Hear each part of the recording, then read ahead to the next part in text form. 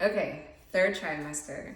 Let's discuss. So, third trimester, if you can imagine at this point, my belly is so big that I like can't look down and see anything past my belly button. Your shirt is catching everything that you eat, so it's like you can have like your shirt look fine here, and then like you gotta take it off, and the bottom of it has like every snack and crumb that fell. So that was like, it was a pretty extreme part of the pregnancy. It's something I didn't mention for the second trimester, I wish I had, is that sleep for me got progressively difficult. Like it wasn't like the worst, it's just, it took me a lot of different like configurations to figure out what worked with me. And finally what we had to do was we had this mattress, like one of those gel foam mattress toppers. I folded that joker in half, like wrapped it in a top sheet, and for the next like 2 months or 3 months, I can't remember how long we had it on, it was on my half of the bed. So I was sleeping like above Lauren like this on the bed, but it was a huge help. You know, I had bought the pregnancy pillow. I was trying to sleep with the pillow between my knees. Like I was trying all these different things, and it was just, for some reason, my hips have always been kind of sensitive. Like anyway, if it's too cold or if the bed's too hard or whatever. So this was like the thing that like saved me. And it was interesting because we had gone through a million mattress toppers, and we just ended up getting a new mattress like a couple of years ago.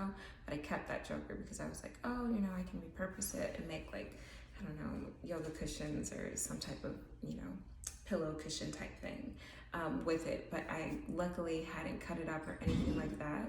So what I ended up doing was that end of my first trimester, second trimester, where I was just like, had like these 3-day stretches where I would just be sick and like good for nothing.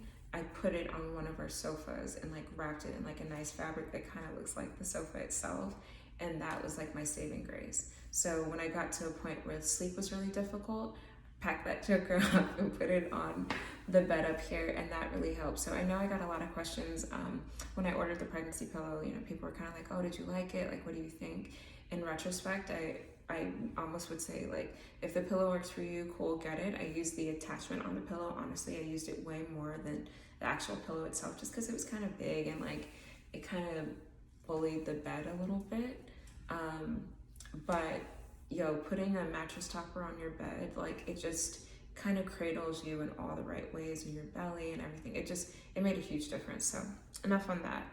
Another thing about third trimester that a lot of people mentioned to me, and I was kind of like going, like I said, I had this checklist of things that I was going through, and I was like, all right, thank God, like I haven't seen that yet. And then like clockwork, it would come or whatever. So I remember a family friend, Priya, she had told me, she was like, heartburn, like it's coming, like just trust me, it'll come. And I was like, oh, heartburn hasn't really been a thing for me, but like, thank you for letting me know. It wasn't till like the end, like the last stretch of my third trimester, but like really what it was for me is more so like it was indigestion. It was one of those things where it was like I would hit this wall. Like imagine being like so hungry, and I had already started doing smaller meals and stuff like that, but you just get kind of busy. And because I was sick a lot during my pregnancy, like where I just didn't feel good or I wasn't productive, I was trying to like really use my third trimester to like knock stuff out, get stuff done, the whole nine. So if you can imagine, like I wasn't always doing as good of a job as I wanted to about eating the smaller meals. And I would get to the end of the day, we'd sit down, I think, make my plate, even if it was a smaller plate, and it would just like, I'd hit this wall and then I'd like crash. Like, and I'd literally just be laying there like this. So we got like one of those like stationary, like collapsible, foldable bikes to like help me kind of like speed up my metabolism a little bit and like help me digest. But oh, it was just a nightmare. The heartburn is like the next level. Like indigestion was just kind of like uncomfortable, whereas heartburn was actually like, it's tough. And at that point, like we were in New York, Warren was so sweet. He had gotten us like kind of a staycation to celebrate our anniversary, and kind of like a baby moon anniversary mix. And it was, I'll never forget, like 4 o'clock in the morning, and I'm sitting there looking at like Manhattan. I'm just like, it's so beautiful, and I'm just dying. And I'm Googling like, can you take, you know, all these like random supplements that I have. I'm like, can you take this for heartburn? Can you take that? And evidently Tums like is the only thing like that we have, I guess, in like a couple other products, but the other things that I had that had been working in my favor, like they weren't gonna cut it. Like you had to have a specific antacid. I was like, no. So get Tums, just already have it. Like I said, I'm gonna make a list of all the supplements that I had. You may not need it, but you won't regret it if you already have it. Like the worst thing is when you're sick and then you have to like go to the store or send somebody to the store and wait. Just already have it in the house. Make life easier for yourself.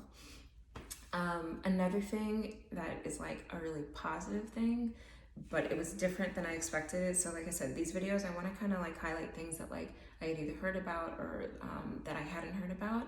So everybody talks about how pregnancy hair is just like amazing, amazing, amazing. I actually had my hair in a protective style almost the entire pregnancy. So I would really only see it when I like took my twist down to wash it. But the fullness that you get, because I thought my hair, you know, they were like, oh, your hair just grows and this and that. Like my hair was not super long. Like it didn't get like very much longer than it was kind of already on track for.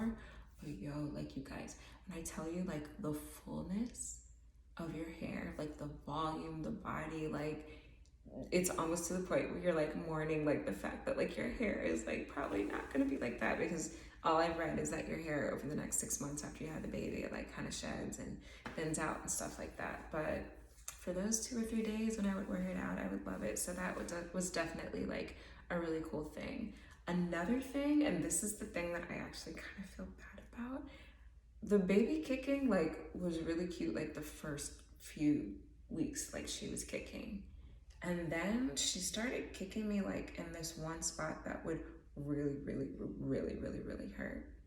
And then she would like do these like full body rolls, and it would just make me feel like I had been taken captive because it was like so aggressive. Like I can't say that it would hurt, but it was just like a very, very intense feeling. And I don't know how to explain it. Like, I don't know. I feel like every time I heard people talk about kicking, they were like, oh, it's like so cute and fun. It's like butterflies and you're just connecting with your little nugget. And I just felt like she was bullying me like the whole time she was in there. And it's funny because now she has like this super feisty little personality. So it's only fitting that that was my perception of her kicking. I don't know. Maybe the next one will be like kind of chill and like a more delicate kicker, turn or whatever. But yeah, I don't know. It's weird. That's the only way I can really describe the baby kicking when they get that big. So bear in mind, like that may not be your experience. All of these are just me sharing my personal experiences. But yeah, another thing is your discharge is going to change a whole lot. That's something I read consistently. They weren't wrong about that. It's not necessarily that it's like a bad thing. It's just, I think your body's like trying to prepare like to deliver. So that is something to be considered as well. As my pregnancy progressed, I can't say that the fibroid really caused more issues, kind of other than like the initial issues that I mentioned, it kind of went on. What I can say is that the doctors were fairly confident that as my belly got bigger, because the fibroid is attached to the uterus, that it would come up and clear the space, and it totally did. So by the end of the pregnancy, peeing wasn't an issue.